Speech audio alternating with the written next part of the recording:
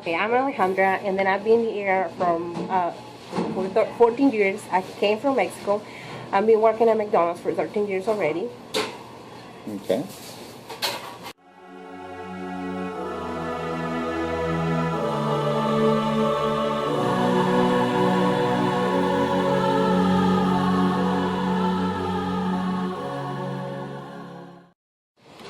So Alejandra, we're going to talk about how receiving aid from the government for things like health insurance or to kind of help with education costs for college are affected by not having citizenship. So from your personal experience, can you tell me a little bit about how you've been affected? Well, I've been affected really bad. Okay. Okay, so whenever I was in high school, I finished high school. I wanted to go to college. I didn't have the money. Right. My parents didn't have the money to help me out. Right. They didn't have a good job either. They were not making a lot of money at their jobs. Right. So I tried to apply for financial help, and I wasn't able to get it because I'm not a USA citizen, and I wasn't a resident either, so I wasn't able to get no help. Wow.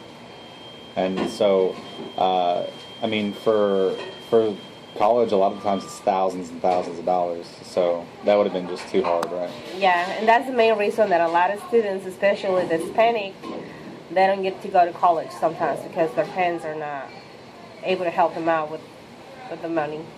Okay. And in terms of health insurance, like I know a lot of people have trouble getting Medicaid or anything like that. Well, like I said, if you're not a USA citizen or a resident, you're not able to get Medicaid. You're not able to get insurance. You have to pay it out of your own pocket. Wow. So, do you know by chance how much like a pregnancy costs? I mean, you've been through it once or twice, so like the doctor bills after everything is said and done, how much you have to pay? When you go to the doctor, if you're pregnant, your whole pregnancy take her it be between $1,700 to $2,800. The whole pregnancy. Right. After you have the baby, you can get the emergency for Medicaid. Emergency Medicaid. Emergency Medicaid. But that's until you have the baby. Right. But for your whole pregnancy, you have to pay everything out of your pocket. Wow. Okay. And after the baby is born, are you able to receive Medicaid or anything, or is it still just the baby? Just the baby. Just the baby. Just the baby. After you have the baby, you can get any benefits, but it'll be just for the kids. You won't get nothing. So the baby is then a U.S. citizen, but you're still not. Okay.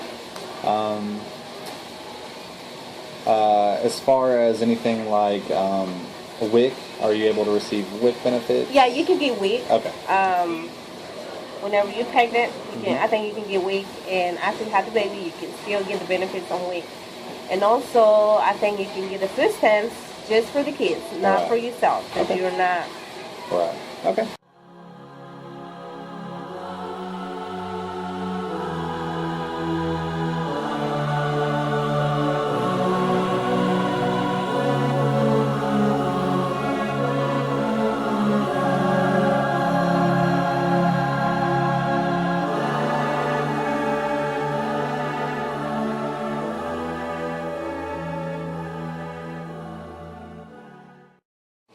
Alejandra, how do you feel Latino families are affected by not having complete citizenship or lacking documentation?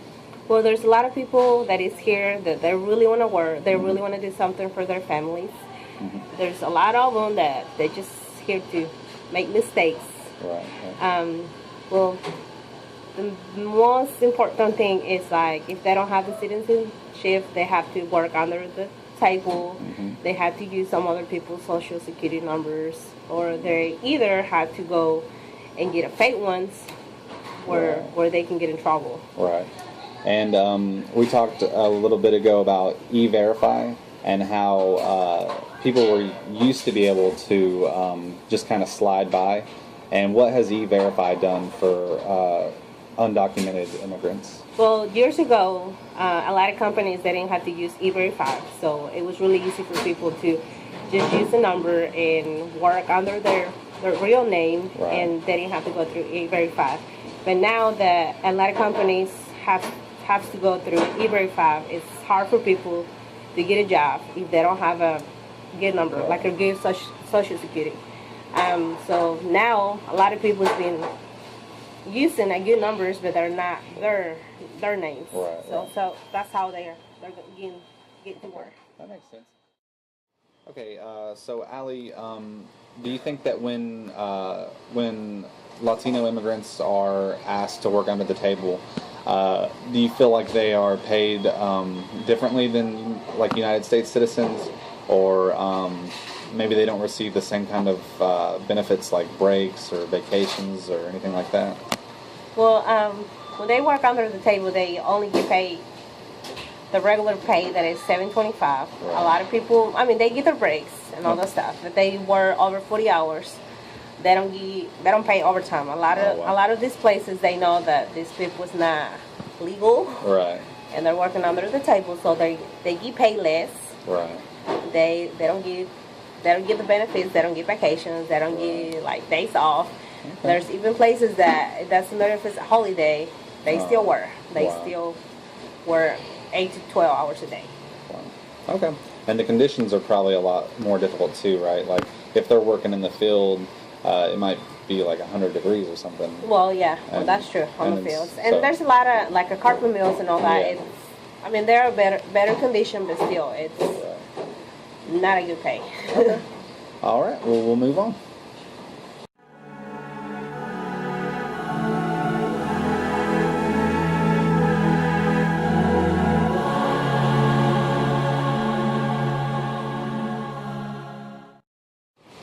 Alejandra, we are going to now talk about how lacking citizenship and documentation affects your ability to gain an ID. Like we mentioned before with the employment, if you don't have an ID, it obviously affects you really negatively.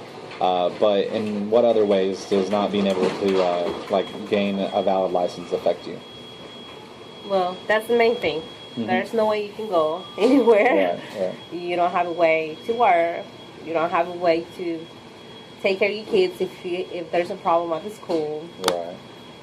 Also, if you have emergency, there's times that people has to get a taxi, pay for it. Taxi is not cheap. Right. There's a lot of people that has friends that they have a driving license. They can go back and forth. Right. So there's a lot of people that helps each other. But there's times that you don't have anybody. People to work. Right. So you have to end up paying the taxi. I mean, there's a lot of people that just take the chances and drive. But it's, the first time they get stopped, it's almost $1,000. Wow. The second time, it's like $1,600.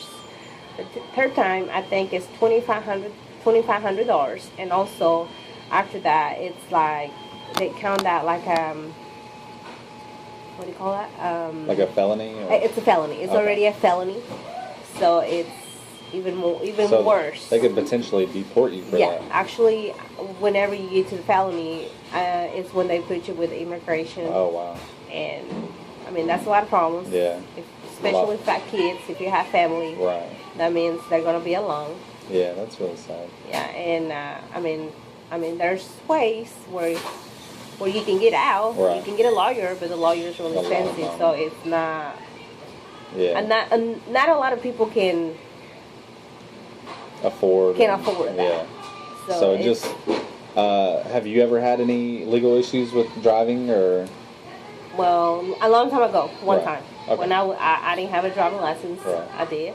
Okay. And I had to pay $800 and something to get out. And that's more than a lot of people have in their checking account at any given time. Yeah. So I mean, that's scary.